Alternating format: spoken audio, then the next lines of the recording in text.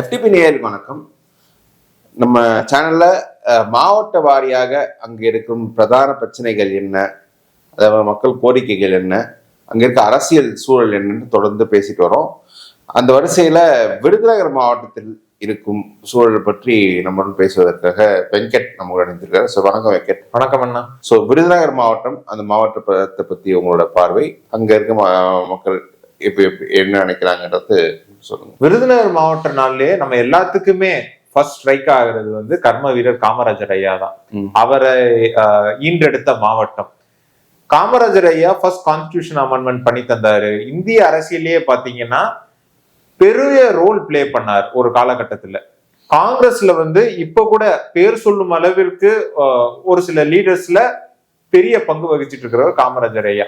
Vote converting and seat converting capacity உள்ள தலைவர்கள் யார் யார் காங்கிரஸ்ல அப்படின்னு லிஸ்ட் டவுன் பண்ணதுன்னு சொன்னோம்னா ஜி.கே. மூப்பனார் ஐயா, காமராஜர் ஐயா தான் ஃபர்ஸ்ட் நம்ம எல்லாத்துக்குமே ஸ்ட்ரைக் ஆகும்.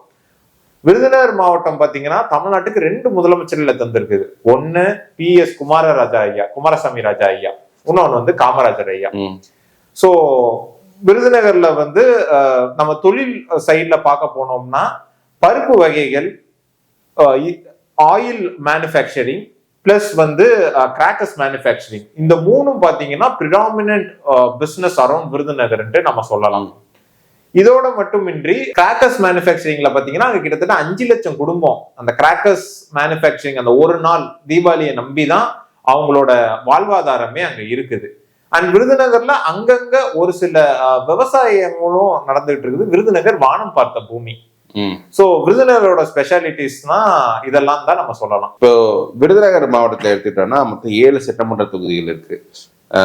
திருச்சுழி, விருதுநகர், சாத்தூர், அருப்புக்கோட்டை, சிவகாசி, ராஜபாளையம், அப்புறம் தனி தொகுதியான ஸ்ரீவில்லிபுத்தூர். இங்க பிரதானமா எந்த சமூகத்து மக்கள் வசிக்கிறாங்க? சோ முக்குளத்தூர்ல பாத்தீங்கன்னா மரபர் சமூகம் பெரிய லெவல்ல வசிக்கிறாங்க. யாதவர் சமூகம், ரெட்டியார் சமூகம், அதுக்கப்புறம் இஸ்லாமியர்கள், கிறிஸ்துவர்கள், மைனாரிட்டிஸும் பெரிய லெவல்ல வசிக்கிறாங்க.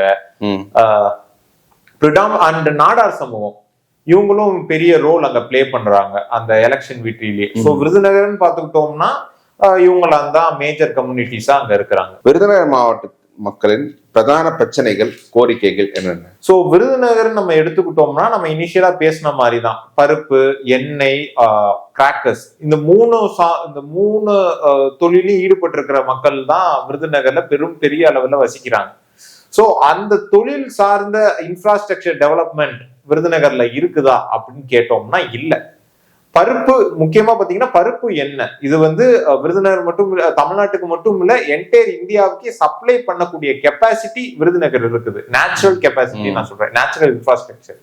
சோ அந்த நேச்சுரல் இன்ஃப்ராஸ்ட்ரக்சர் வந்து ஹியூமன் இன்ஃப்ராஸ்ட்ரக்சரோட சேர்ந்தா பெரிய லெவல்ல பிசினஸ் அங்க ஏற்படுத்தலாம். விருதுநகரே டோட்டல் இந்தியாவுக்கு ஒரு ஹப்பா மாத்தலாம். இந்த எண்ணெயும் பருப்புக்கான இம்போர்ட் எக்ஸ்போர்ட்டா இருக்கட்டும், அந்த டிரான்ஸ்போர்டேஷனுக்காக இருக்கட்டும், பெரிய லெவல்ல பண்ணலாம். ஆனா விருதுநகர் அந்த கெப்பாசிட்டி இருக்கு, அதுக்கான இன்ஃப்ராஸ்ட்ரக்சர் இல்ல. அது ஒண்ணு. 2வது பாத்தீங்கன்னா பட்டாசு தொழில நம்பி அங்க பெரிய லெவல்ல மக்கள் இருக்கிறதுனால அந்த பட்டாசுன்றதே அந்த தீபாவளின்ற ஒரு நாளை நம்பிதான் இருக்குது. அந்த ஒரு நாளை போக்கஸ் பண்ணி தான் வருஷம் முழுக்க அவங்க பட்டாசு தயாரிக்கிறாங்க. ஆனா அந்த பட்டாசுல ப்ராஃபிட் மார்ஜின்றது ரொம்ப ரொம்ப கம்மி. அதுல இவங்க ஜிஎஸ்டின்ட்டு ஒரு ஃபேக்டரை இன்ஜெக்ட் பண்ணி அந்த ப்ராஃபிட் மார்ஜினும் கம்மி பண்றாங்க. அதனால யார் பாதிப்படைகிறாங்கன்னா அந்த பட்டாசு தொழில ஈடுபட்டு இருக்கிற தொழிலாளர்கள். சோ அந்த தொழிலாளர்கள் பாதிப்படைகிறதுனால அவங்க குழந்தைங்களும் பாதிப்படைகிறாங்க. அவங்கள ஒழுங்கா அந்த தேவையான கல்வியை கொடுக்க முடியாததுனால அவங்களும் திருப்பி இந்த தொழிலுக்கே வந்துடுறாங்க. சோ அது one of the major defect ஃபேக்டரா இருக்குது. அதுல அந்த தொழில ஈடுபட்டு இருக்கிறவங்களுக்கு வந்து இஎஸ்ஐ மருத்துவமனையில சிறப்பு அந்த மெடிக்கல் ஸ்கீம் ஒண்ணு நீங்க கொண்டு வரணும் அப்படின்ற கோரிக்கை இருக்குது. பிளஸ் வந்து பாத்தீங்கன்னா அந்த தொழில ஈடுபட்டு இருக்கிறவங்களோட குழந்தைங்களோட கல்வி செலவை அரசாங்கம் ஏத்துக்கணும் அப்படின்ற கோரிக்கை இருக்குது. பட்டாசுன்றது ஒரு டிமினிஷிங் பிசினஸ். சோ அந்த தொழிலை நம்பியே அங்க முக்காவாசி மக்கள் இருந்துட்டாங்க. அந்த மக்களை அடுத்த கட்டத்துக்கு நகர்த்தணும். அதுக்கு வேற தொழில் ஒண்ணு அங்க இன்ட்ரடியூஸ் பண்ணி அதை நோக்கி மக்களை செல்லும் வகையில் அரசாங்கம் திட்டம் வகுக்கணும் அப்படின்ற கோரிக்கை அங்க பெரிய லெவல்ல இருந்துகிட்டு இருக்குது. அதுக்கப்புறம் பாத்தீங்கன்னா திருத்தங்கல் டு சிவகாசி போற அந்த ரயில் பாதை இருக்கிற இடத்துல எப்பயுமே அந்த அதிக டிராபிக் ஜாம்ன்றது இருக்குது. அது ஏன்னா தரை வழியா தான் அந்த ட்ரெயின் இன்ஃப்ராஸ்ட்ரக்சர்ன்ற மாதிரி பண்ணியிருக்கிறாங்க. அங்க ஒரு மேம்பாலம் அமைக்கணும். அப்படி மேம்பாலம் அமைச்சோம்னா ரயில் தனிப்பாதை, அந்த ரோட் யூஸ் பண்றவங்களோட மக்களுக்கு அவங்களுக்கு தனிப்பாதைன்ற மாதிரி அமைஞ்சிரும். அதனால அங்க அடிக்கடி இந்த டிராபிக் ஜாம் ஆகுறதுன்றது குறைக்கப்படும். இப்ப அங்க பாத்தீங்கன்னா மிகப்பெரிய அளவுல அந்த போக்குவரத்து நெரிசலால மக்கள் பாதிக்கப்படுறாங்க. சோ அது ஒன் ஆஃப் த மேஜர் இஷ்யூவா இருக்குது. அங்க பல் மருத்துவமனை கொண்டு வரணும் அப்படின்ற கோரிக்கை மக்கள் மத்தியில நீண்ட காலமாக நிலவிட்டு வருது. அதை பண்ணணும். பிளஸ் அங்க இந்த மூலிகை சார்ந்த நிறைய செடி கொடிகள்லாம் பெரிய லெவல்ல இருக்குது. சோ அதுக்கான ரிசர்ச் சென்டரா இருக்கட்டும், காலேஜஸா இருக்கட்டும் கொண்டு வரணும் அப்படின்ற கோரிக்கையும் மக்கள் மத்தியில எழுந்து இருக்குது. அதுக்கப்புறம் பாத்தீங்கன்னா அருப்புக்கோட்டை தொகுதியில அந்த நெசவாளர்களோட ஸ்ட்ரென்த், அவங்களோட பாப்புலேஷன்ன்றது பெரிய லெவல்ல இருக்குது.